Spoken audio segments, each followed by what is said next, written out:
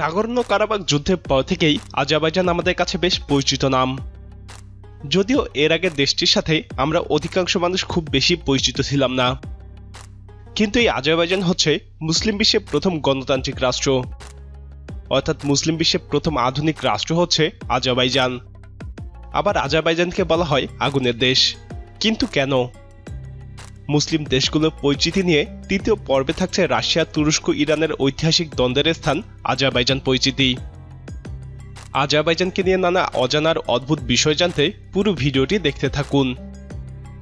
প্রিয় দর্শক, একে একে সবগুলো মুসলিম দেশ সম্পর্কে জানতে আমাদের চ্যানেলটি সাবস্ক্রাইব করে আমাদের সাথেই থাকুন। তাহলে চলুন আপাতত আজারবাইজানে যাওয়া যাক। আজারবাইজানের সরকারি নাম আজারবাইজান প্রজাতন্ত্র। আজারবাইজান শব্দের বাংলা অর্থ দাঁড়ায় আগুনের দেশ কিংবা আগুন দ্বারা সংরক্ষিত দেশ। আর এ কারণেই আজারবাইজানে আগুনকে আলাদা মূল্যায়ন করা হয়। আজারবাইজানের অবস্থান মধ্য এশিয়ার ককেসাস অঞ্চলে কাস্পিয়ান সাগরের তীরে। আজারবাইজানের পূর্বে রয়েছে কাস্পিয়ান সাগর, যার মাধ্যমে সমুদ্রপথে কাজাকিস্তান, তুর্কমেনিস্তান, রাশিয়া এবং ইরানের সাথে যোগাযোগ রয়েছে।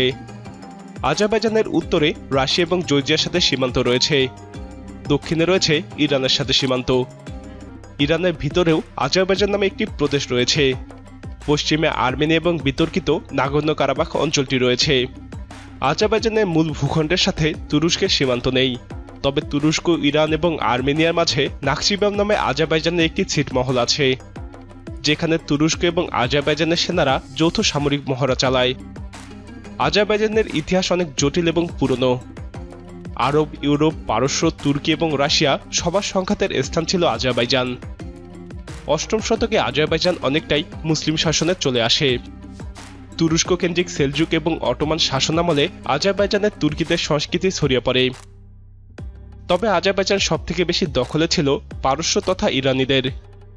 ইরানিরা 1900 সালে রাশিয়ার কাছে আজারবাইজানকে হারায়।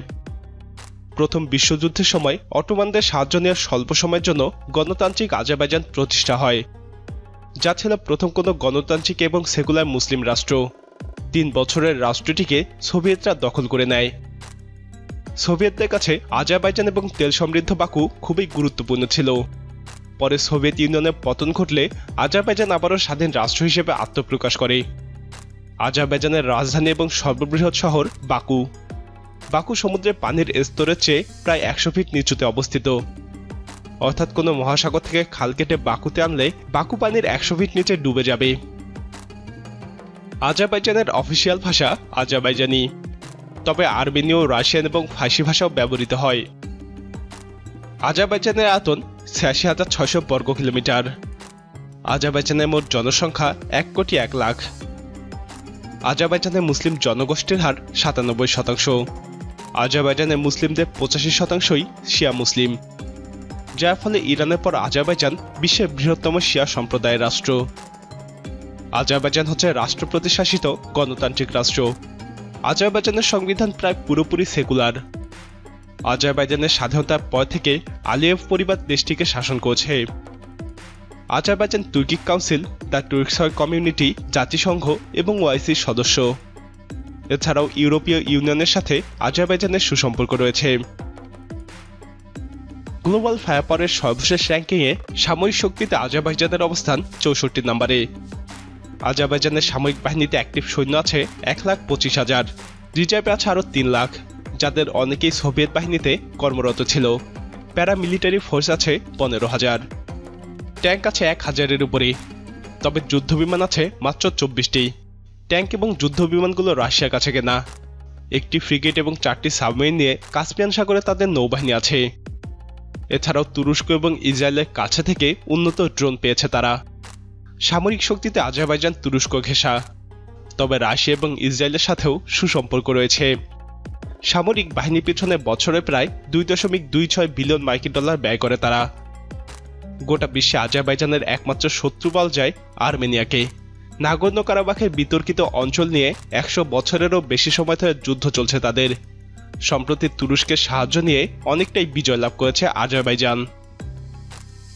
আজারবাইজানের প্রাকৃতিক গ্যাস এবং তেল নির্ভর শক্তিশালী অর্থনীতি রয়েছে।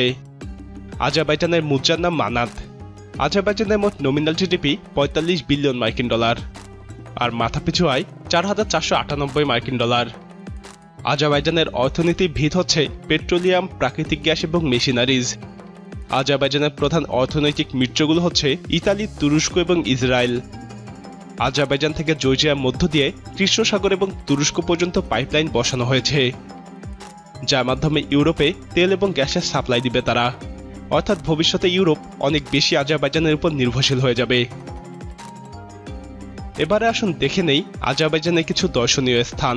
আজারবাইজানের রাজধানী বাকু হচ্ছে বিশ্বের সবথেকে নিচু রাজধানী। স্পেনের ফুটবল ক্লাব অ্যাটলেটিকো মাদ্রিদের মাধ্যমে আজারবাইজান তাদের পর্যটন খাতকে তুলে ধরে। শিরভানশাহ প্রাসাদ এবং মেইডেন টাওয়ার আজারবাইজানের অন্যতম প্রাচীন স্থাপনা। এছাড়াও আজারবাইজানে বেশ কিছু হিন্দু মন্দির রয়েছে।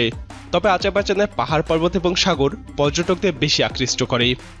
প্রিয় দর্শক, ভবিষ্যতে যে মুসলিম দেশগুলোর উপরে পশ্চিমা বিশ্ব নির্ভরশীল হয়ে পড়বে, আজারবাইজান তাদের মধ্যে একটি। তবে বিভিন্ন পরাশক্তির নজরে থাকায় আজারবাইজানের জন্য কেমন ভবিষ্যৎ অপেক্ষা করছে, আপনার মতামত কমেন্টে জানান। এই ভিডিওটি ভালো লাগলে লাইক বাটনে ক্লিক করুন। এরকম আরও ভিডিও দেখতে আমাদের চ্যানেলটির সাথেই থাকুন।